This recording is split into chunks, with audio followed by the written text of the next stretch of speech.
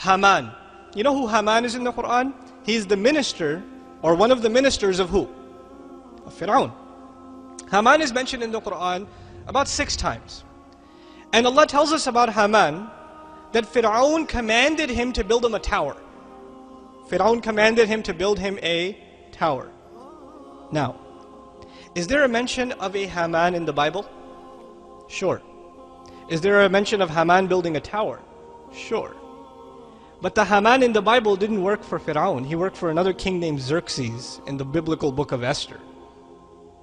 So the biblical Catholic scholars in the 1600s, who were first getting into Orientalist studies, Islamic studies, they looked this thing up in the Quran and said, aha, we found a mistake in the Quran.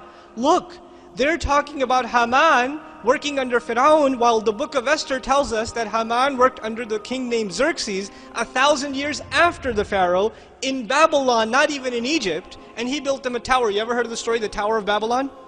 So they challenged the historical integrity of the Quran. Ma'adallah, they said, from the disbeliever's point of view, oh, Muhammad must have plagiarized it from a priest and made a mistake because he mixed up the story of the Tower of Babel, right? And the story of Xerxes with the story of the Pharaoh, and he's confused between the two of them. That's what he did. Misquotation in the Quran. What's really interesting is, in the late 1800s, the Catholic scholarship, the body of Catholic scholarship, unanimously denied the book of Esther as a valid source of history. They acknowledged their own book, that their own book, unanimously, is legend, just stories made up, names made up. The Jewish encyclopedia even now tells you the book of Esther has no historical value. None whatsoever. You know Maurice Bucaille is a famous Muslim who wrote Bible, Quran and science?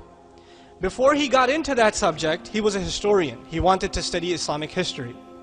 When he came across this problem presented by Catholic priests, he did a little research. You see, what happened in the late 1800s was the Egyptian hieroglyphics were now being revived as a language, because hieroglyphics had died about almost 2,000 years before the Prophet ﷺ.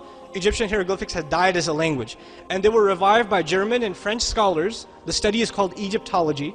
They traveled to Egypt, they studied the hieroglyphics, and they developed a scheme of, spelling those images and turning them into pronounceable words and all this stuff. So they got into this study, and they made documentations of who the ministers that are mentioned in the documents of the Egyptians, what their roles were, etc., etc. Maurice travels to France, goes to an Egyptologist and asks him, by the way, in your records, did you see any name Haman?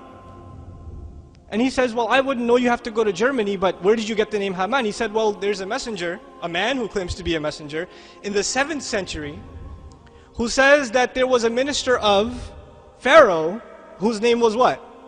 Haman. And he told him to build a tower. He said, that's impossible. Nobody could have had access to any names from that time, because the language has already died at the Prophet's time for how long already? 2,000 years.